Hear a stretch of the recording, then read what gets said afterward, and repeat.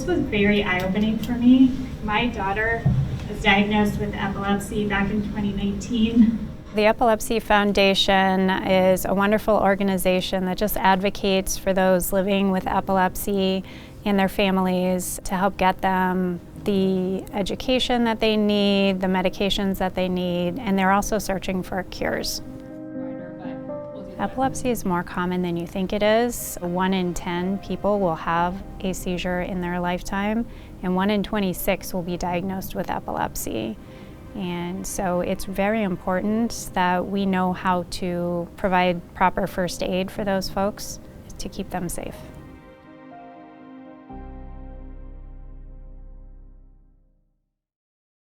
It can be a roller coaster. There are really fun times to get to see the local impacts and work with the kids and with the families to see how our presence, bringing people together as a foundation, is really impacting people's lives positively right here in Nebraska. There's also challenges because we learn of people losing their lives to epilepsy-related causes. I have twins, Hayden and Erin, and they were born back in October of 2006. And Erin experienced her first seizure at just 18 months old. And at the time, they said it was a febrile seizure, which is a seizure when you have a fever. They're not that uncommon, but Erin had them with every fever and pretty much every sickness they had up until they turned 6 years old. And just as the pediatrician had predicted, they outgrew them. The summer before Erin turned 12, she had a seizure out of the blue with no fever.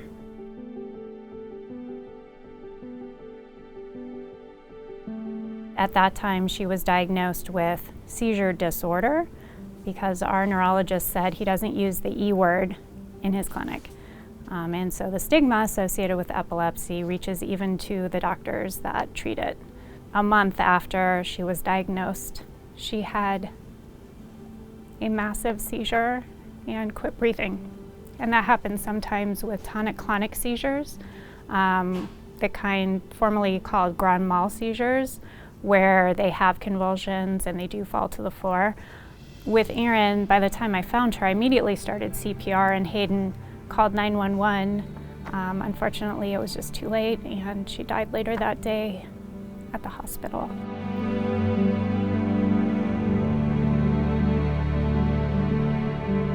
She was a lot of things. She liked ramen and cartoons, especially Cartoon Network, but she lived the majority of her life without having anything to do with epilepsy. So when I remember her, I don't remember her for epilepsy. I remember her for the person that she was. Erin actually experienced 2 different kinds of seizures, both the tonic-clonic seizure and absence seizures, which just a couple seconds where they just look like they're daydreaming or not paying attention. But it's the tonic-clonic seizures that can cause the heart to stop. Erin, she died of what they call SUDEP, which is sudden unexpected death in epilepsy, and something that no one told me even existed. One of my goals is to help raise awareness of SUDEP, get information into the hands of parents and caregivers who take care of tonic-clonic seizure patients and sufferers, so that they know the risks involved and that there are devices out there that can help warn you that your loved one is having a seizure. Rather than being stuck in a place of inaction with her grief, she used that to fuel her, to provide other supports, to build a program, to fundraise for Erins Embrace Project and help other families not experience, hopefully, the loss that she did. The device that I like is called the Embrace 2 watch. It is a device that you wear around the wrist, and it has sensors on the back of it that can detect a tonic-clonic seizure. You pair it with your cell phone, and then it will alert your caregiver that you're having a seizure so that they can get to you more quickly.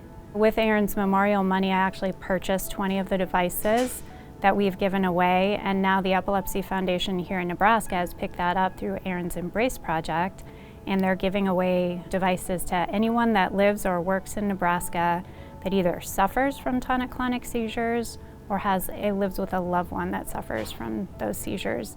Oh, I've had mothers that I've cried with on the phone because they could never sleep, because they were afraid to sleep, because they were afraid that their child would have a seizure and pass away.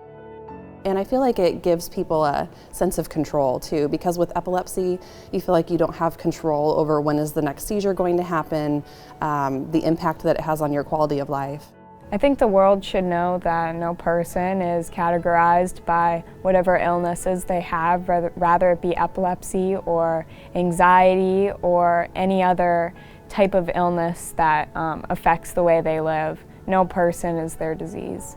I think that people are afraid of seeing seizures or experiencing seizures because they're very scary to watch.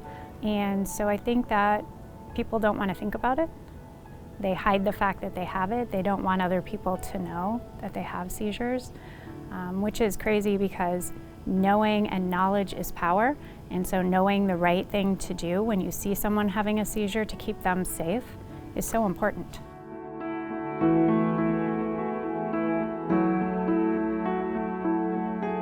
Erin, she was really caring, and I almost feel like she's kind of guiding me on this journey in a way, because this is exactly what she would have wanted to do.